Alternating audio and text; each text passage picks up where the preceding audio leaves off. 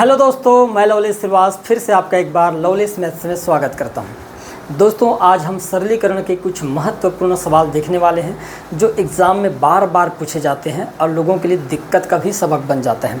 तो दोस्तों, आज ये देखिएगा हमारा पहला सवाल ये है कि अंडर रूट दिया गया है, फिर 1 + 27/169 इक्वल 1 + x/13 दिया गया है। अब यहाँ पर हमको दोस्तों x का मान क्या करना है, फाइंड आउट करना है।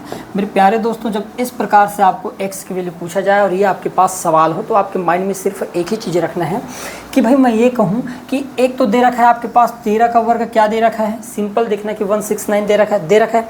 अब हमको कुछ करना नहीं है, ध्यान समझना कि भाई 13 में क्या जोड़ दे कि 27 हो जाए। तो बताओ दोस्तों, 13 में हमको क्या जोड़ें कि 27 होगा। तो आप कहोगे भाई फिर तो मुझे 14 जोड़ना पड़ेगा। कितना जोड़ना पड़ेगा? 14 जोड़ना पड़ेगा।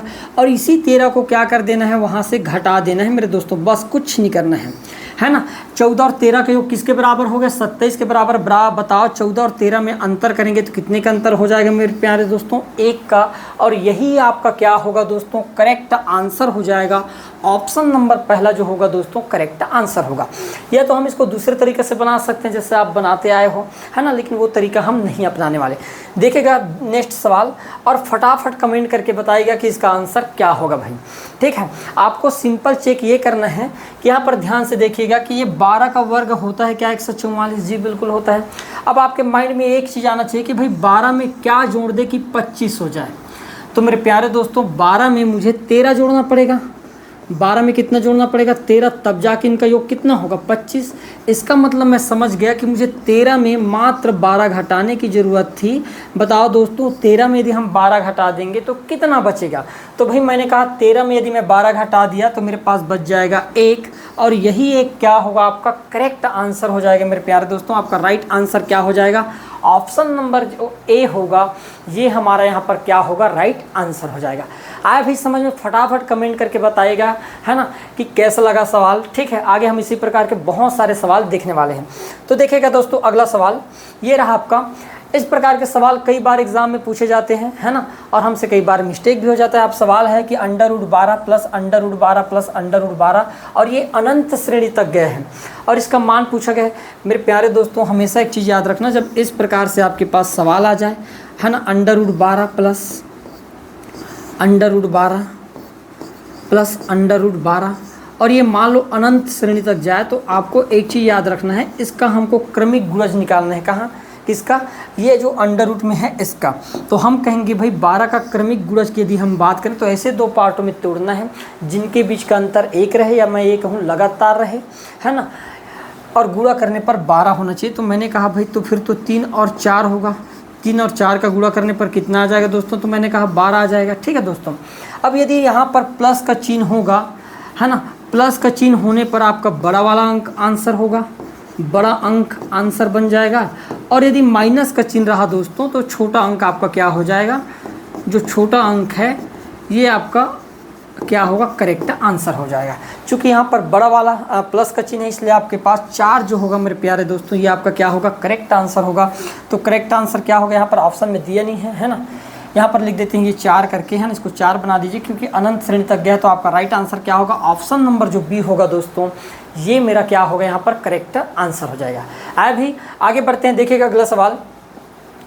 ये सवाल है और फटाफट कमेंट करके बताइएगा कि इसका आंसर क्या होगा, है ना। आपके पास ऑप्शन दे रखा है 2, 3, 4 और 2 की पावर 7/8 दे रखा है। आपको फटाफट कमेंट करके बताना है कि इसका आंसर क्या होगा भाई। ठीक है, सवाल को अच्छे से देख लीजिएगा और फिर हम देखते हैं इस सवाल को कैसे बनाएंगे। तो देखो प्यारे दोस्तों, आपको इस प्रकार के जब सवाल मिले, यहाँ पर दिया गया है 6 + √6 + √6, और ये भी कहाँ तक गया है? तो भाई हम कहेंगे ये जो श्रेणी है ये भी इन्फिनिटी तक गया है। क्लियर है? हमको इनका क्रमिक गुणज निकालना है भाई। तो हम कहेंगे दो पार्ट में यदि तोड़ा जाए जो क्रमिक हो तो हम कहेंगे भाई 2 और 3 होगा। मैं पहले भी बताया हूँ कि यदि प्लस का चिन्ह होगा तो आपके पास बड़ा वाला अंक जो होगा क्या हो जाएगा दोस्तों? राइट आंसर हो जाएगा। तो यहाँ पर आपका करेक्ट आंसर क्या होगा? तो हम कहेंगे भाई अंडर रूट जो 3 होगा ये हमारा यहाँ पर क्या होगा? राइट आंसर होगा। ऑप्शन नंबर बी जो होगा मेरे प्यारे दोस्तों या क्या हो जाएगा? यहाँ पर करेक्ट आंसर हो जाएगा। क्लियर है भाई? आगे देखते हैं, देखिएगा अगला सवाल। इस प्रकार से दिया गया है कि अंडर रूट 1936 = 4400 तो यहाँ पर दे रखा है आपके पास 19.36, 0.1936, 0.00196 प्लस 0.0001936 का मान आपको दशमलव के केवल 2 स्थानों तक पूछ लिया है। मेरे प्यारे भाइयों, जब इस प्रकार के सवाल आए तो आपको सिर्फ एक काम करना है कि लास्ट में दशमलव के बाद कितने जोड़ी बन रहा है। अब ध्यान से देखो, यहाँ पर 1 जोड़ी भाई, ये 2 जोड़ी, 3 जोड़ी और ये 4 जोड़ी। मतलब हमको जोड़ने का सिलसिला इस प्रकार करना है कि दशमलव के बाद 4 अंक बचे बस, क्योंकि हमको पता है 1 जोड़ी का 1 अंक बाहर निकलता है अंडर रूट से। तो हम क्या करेंगे मेरे प्यारे दोस्तों, हमारे पास जो 44 ना, केवल उसी को लिखना है भाई। किसको लिख देंगे? 44 को। ठीक है, अब क्या करना है ध्यान समझना। मैं सबसे पहले 4 को लिख देता हूँ, ये वाला सामने वाला जो 4 है ना, इसको लिख देंगे, ये 4। ठीक है, अब हम जोड़ेंगे, एक बार जोड़ेंगे, 4 और 4 कितना हो जाएगा? 8। फिर जोड़ना है भाई, है ना, 4 और 4 कितना हो जाएगा? 8। फिर जोड़ देना है, 4 और 4 कितना हो जाएगा? मैंने कहा भाई 8। अब आपके पास ये 4 है, दशमलव के बाद कितने अंक हो गए? यहाँ पर दशमलव लगा देते हैं, 1 2 3 और ये 4 अंक हो गया। अब हम क्या करेंगे, 4 और कुछ तो बचा नहीं है शेष में, तो आपका राइट आंसर क्या हो जाएगा दोस्तों? 4 का ज्यों का त्यों लिख देना है। तो आपका करेक्ट आंसर क्या होगा? 4.8884 जो होगा, यही आपका करेक्ट आंसर होगा। तो यहाँ पर दिया गया है कि भाई 4.884, तो हम किसको मानेंगे? 4.89 को मानेंगे। अप्रॉक्सीमेट में इसको हम मान सकते हैं 4.89 के रूप में हम क्या करेंगे दोस्तों, इसको देखेंगे। आए भी समझ में? इस प्रकार से आपको क्या करना है, सवालों को डील करना है। आप आए समझ में?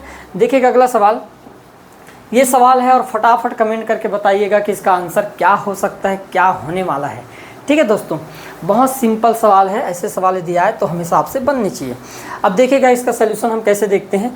जैसा कि मैं बताया था कि भाई लास्ट में हमको पेयर देखना है, तो दशमलव के बाद यहाँ पर 1 पेयर, ये 2 पेयर, ये 3 पेयर और ये 4 पेयर, मतलब यहाँ तक आपको 4 पेयर तक लाना है यार। अब हम क्या किए थे, तो हमारा काम ये था कि जो 64 है ना, केवल इसी को ध्यान देना कि भाई मैंने लिख दिया 64। सबसे पहले इकाई के अंक है, उसको ज्यों का त्यों लिख देंगे 4। अब जोड़ते हैं आप, 6 और 4 को जोड़ेंगे, 10 की 0 हाथ का 1। फिर जोड़ देंगे 6 और 4 10 हाथ का 1, 11 हो गए हाथ का 1। 6 4 10, 10 और 11 की 1 हाथ का 1। ठीक है, 4 हो गया। अब हम क्या करेंगे, ये 6 और 6 में उस 1 को हम क्या कर देंगे, जोड़ देंगे मेरे प्यारे दोस्तों। 6 और 1 कितना हो जाएगा? 7। तो आपका राइट आंसर कितना हो जाएगा? तो हम कहेंगे 7.1104 जो होगा मेरे प्यारे भाई, ये आपका क्या होगा? करेक्ट आंसर होगा। यहाँ पर जो ऑप्शन नंबर जो सी है, ये हमारा क्या हो जाएगा? यहाँ पर राइट आंसर हो जाएगा भाई। 7.11 जो होगा, ये हमारा क्या होगा? करेक्ट आंसर होगा। इस प्रकार से इन सवालों को आपको क्या करना है, बनाना है। बहुत कम समय में बनने वाला है। क्लियर है? देखिएगा अगला सवाल, इस प्रकार से सवाल दे दिया जाए, √5 प्लस √11 प्लस √19 प्लस √29 प्लस √49 दे रखा है।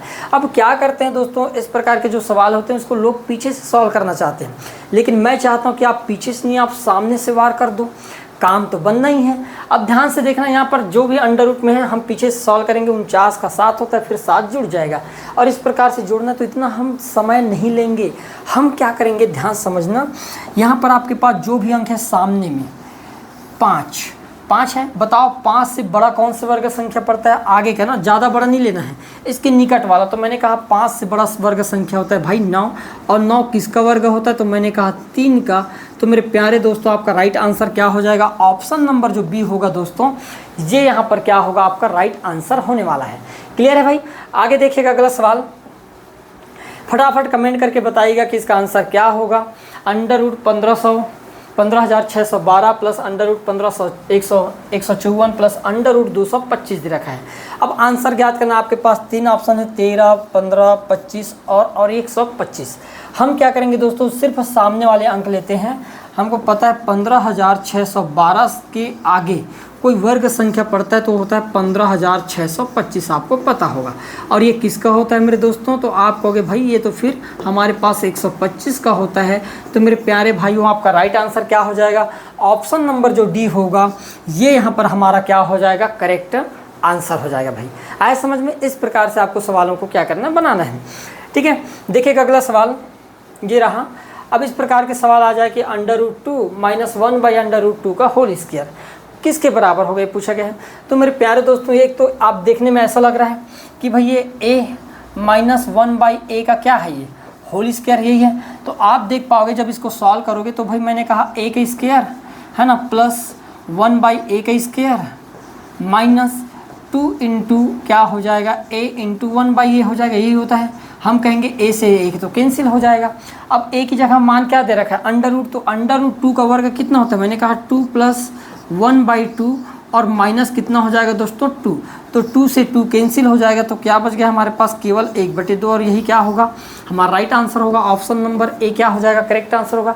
इसको और सरल कैसे बनाया जाए, तो मेरे प्यारे दोस्तों ध्यान से देखना, जब भी इस प्रकार के सवाल आए तो इनको बनाने का एकदम सबसे सरल तरीका क्या होगा मैं वो बता रहा हूँ यार।